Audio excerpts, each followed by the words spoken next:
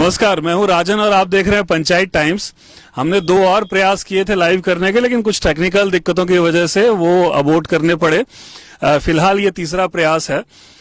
हम लोगों ने चुनाव यात्रा के क्रम में ठेठ पश्चिम से पूर्व तक के राजनीतिक समीकरणों से आपको रूबरू करवाया। राजस्थान से हमने शुरू किया था और उसके बाद में हम हरियाणा, उत्तर प्रदेश, झारखंड होते हुए पश्चिम बंगाल तक गए, दीघा के समुद्र तट तक गए। अब चूंकि समय कम था इसलिए हम लोगों को लौटना पड़ा। फिलहाल हम बिहार में हैं। बिहार के शिवहर लोकसभा के भंडार गांव में इस समय हम लोग बैठे हुए हैं। अब बिहार राजनीतिक रूप से हमेशा से महत्वपूर्ण राज्य रहा है और यहाँ की राजनीतिक स्थिति पर चर्चा करने के लिए हमारे साथ हैं doctor Sajjan Kumar. Doctor Sajjan Kumar JNU के सेंटर फॉर पॉलिटिकल स्टडीज से पीएचडी हैं। उत्तर प्रदेश में कम्युनल राजनीति को लेकर इन्होंने एवरीडे कम्युनलिज्म नाम की एक किताब लिखी है। इसके अलावा हिंदू में द न्यू इंडियन एक्सप्रेस वगैरह में लिखते रहते हैं, पढ़ते रहते हैं।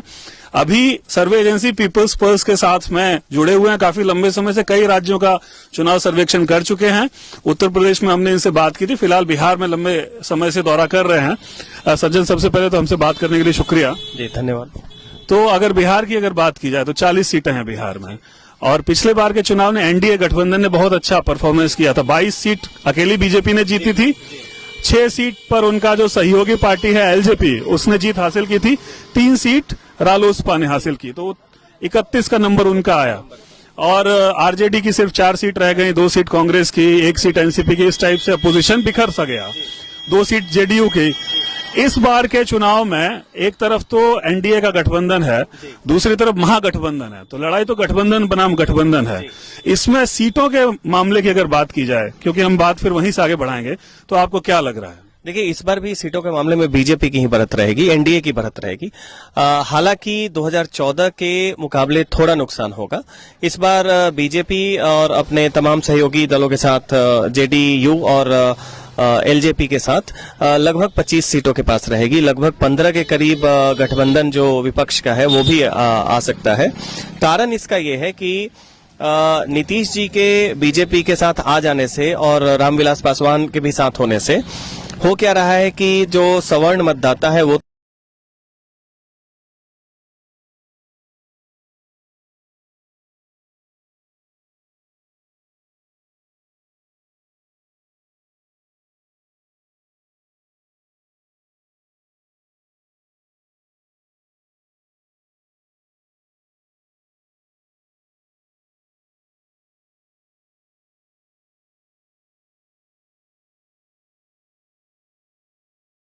इस कारण से बीजेपी और तमाम सहयोगी दल लगभग 40 में 25 सीटों के करीब पहुंचेंगे और 2014 की तुलना में इनको लगभग 6 से 8 सीट का नुकसान हो सकता है।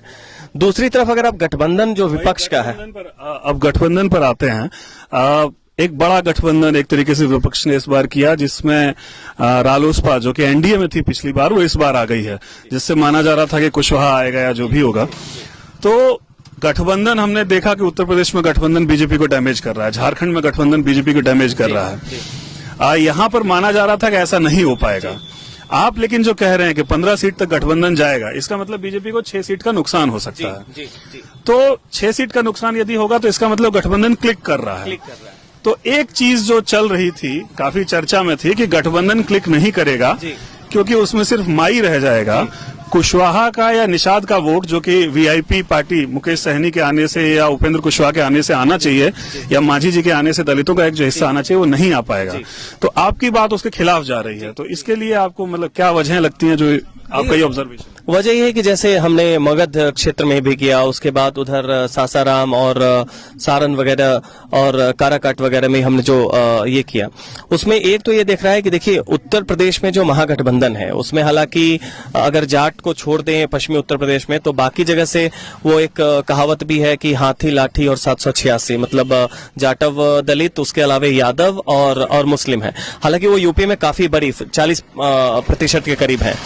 बिहार में क्या है कि यहाँ पे माई फैक्टर जो है यूपी से बड़ा हो जाता है, लगभग वो 30 से 32% के पास जाता है। उसके अलावे माई के अलावे यहाँ पे आपको ये माना जा रहा था कि क्लिक इसलिए नहीं करेगा कि तीसरा धारा जो है यहाँ नहीं आएगा क्योंकि नीतीश को मारा गया। लेकिन आप ये जानिए कि कुशवाहा वर्ग जो है उसकी संख्या जो है कुर्मी से ज्यादा है। हालांकि कुशवाहा के समाज के उपेंद्र कुशवाहा उतने बड़े नेता नहीं है जितने बड़े लालू यादव यादव समाज के लिए है, नीतीश कुमार कुर्मी समाज के लिए। लेकिन फिर भी हमने जो सर्वेक्षण किया है, चाहे वो काराकट का हो या चाहे सासाराम में हो, कुशवाहा वर्ग जो है उपेंद्र कुशवाहा की तरफ झुक रहा है। उसी तरीके से मुकेश सहनी फैक्टर जो है, अब कुछ कुछ सीटों पे अलग अलग समीकरण हो सकते हैं, जैसे कि अभी यहाँ पे हम लोग शिवहर में देख रहे हैं कि मल्लाह समाज के लोग जो है उतने ज्यादा मतलब कि उत्साह में नहीं है मुकेश सहनी को लेकर, लेकिन हमने मगध में देखा और बाकी जगह देखा है उधर मुकेश सहनी फैक्टर है, मल्लाह समाज को लग रहा है एक नेता है। तो आप देखेंगे कि पिछड़े में भी महागठबंधन ने सेंध लगा दी है। ठीक है, माई के अलावे क्या हो रहा है कि इनके पास मल्लाह समाज का भी कुछ वोट आ रहा है, कुछ कुशवाहा समाज का भी आ रहा है। इसके कारण से हालांकि कुल मिला के बजट जो बढ़त है वो एनडीए की ही है, लेकिन यहाँ पे जो महागठबंधन विपक्ष का है उसका सामाजिक आधार जो है वो बड़ा हो जा रहा है, क्योंकि इन्हें माई तो मिल ही रहा है, इसके अलावा पिछड़े में कुशवाहा और मल्लाह भी मिल रहा है, उसके अलावा जो गैर दुसाध दलित है उसका भी एक हिस्सा इनकी तरफ खिंच रहा है, हालांकि वो कंसोलिडेटेड नहीं है। तो मैं अगर इसको समअप करूं तो आपकी बात दो मीडिया में प्रचलित दो धारणाओं का विरोध कर रही है। पहली धारणा ये कि बीजेपी का जीरो लॉस है बिहार के अंदर, और दूसरी धारणा जो कि उसका एक्सप्लेनेशन है कि जीरो लॉस इसलिए है बिहार में क्योंकि लालू प्रसाद यादव गठबंधन कोई बड़ा मजबूत बना नहीं पाए। आपकी बात इन दोनों के खिलाफ जा रही है। आप कह रहे हैं कि पहली बात जीरो लॉस नहीं है, कम से कम 6 सीट से 7 सीट का लॉस बीजेपी को है कम से कम। और दूसरा आप कह रहे हैं कि गठबंधन काम कर रहा है, ग्राउंड पे वोट ट्रांसफर हो रहा है। और इसमें यह भी देखें कि सामाजिक आधार जो इनका बड़ा है कि पिछले में इन्होंने कुछ कुशवाहा जिनको कोयरी भी कहते हैं और मल्लाह का भी कुछ वोट ये अपनी तरफ छीन रहे हैं, जो 2014 में बीजेपी के साथ गए थे। तो ये एक इस पर आते हैं कुछ तबके ऐसे हैं, जैसे यूपी में भी आपने कहा था और हमने भी देखा था, तो बिहार में कुछ तबके ऐसे थे जिन्होंने 2014 में मोदी को वोट दिया था, उनमें से कुछ छिटकाव दिखाई दे रहा है क्या? जी, एक तो कुशवाहा वर्ग का एक हिस्सा वो छिटकेगा उपेंद्र कुशवाहा को लेके, एक मल्लाह का। हालांकि बाकी पिछड़ा वर्ग जो है वो अभी भी बीजेपी के साथ है, क्योंकि नीतीश कुमार और मोदी ये दो फैक्टर जो है जो गैर यादव पिछड़े वर्ग में दोनों आकर्षण के केंद्र हैं, तो दोनों एक साथ जुड़ गए हैं। लेकिन इसमें एक बड़ा हिस्सा क्या है, आपका मल्लाह समाज का हो जाता है, कुशवाहा समाज का हो जाता है, वो आ रहा है। तो 2014 की तुलना में थोड़ा हो ज्यादा हो बीजेपी का नुकसान है।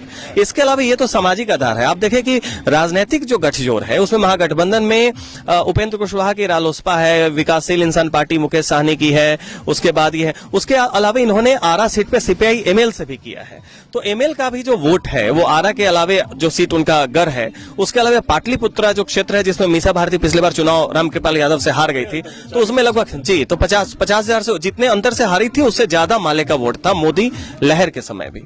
तो उस कारण क्या है कि वो भी वोट इनको आएगा। तो कुल मिला के अभी स्थिति यह है कि आप 60-40 का रेशियो ले सकते हैं। अब इसी पर मैं एक और बात आपसे पूछ लूं, चलते चलते स्टार कॉन्टेस्ट की अगर बात की जाए तो बिहार में कई जगह वीआईपी सीट्स हैं, स्टार कॉन्टेस्ट हो रहा है। जैसे बेगूसराय है जहां स्टार कॉन्टेस्ट है, वैशाली की सीट है जहां रघुवंश प्रसाद सिंह पूर्व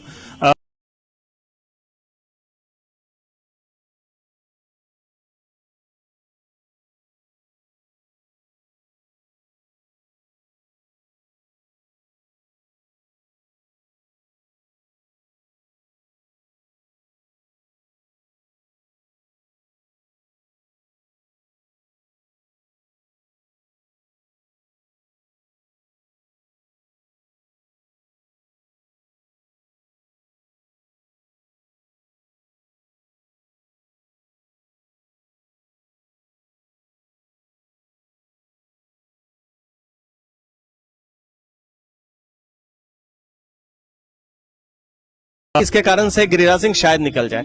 दूसरा अगर आप देख ले सासाराम जहां से मीरा कुमार है, वहां पूरी उम्मीद है कि मीरा कुमार निकल जाएंगे। कारण यह है कि छेदी पासवान जो है वो बहुत ही लोकप्रिय नहीं है, उसके अलावे कुशवाहा वर्ग, उनके पति भी कुशवाहा वर्ग से आते हैं, ये भी एक फैक्टर है वहां पे। पिछली बार उन्होंने कहा कि हम लोग मोदी वेब में भर के थे, लेकिन इस बार फिर वापस आ रहे हैं। उसके अलावा उनकी अपनी एक छवि भी है और डेमोग्राफी भी है।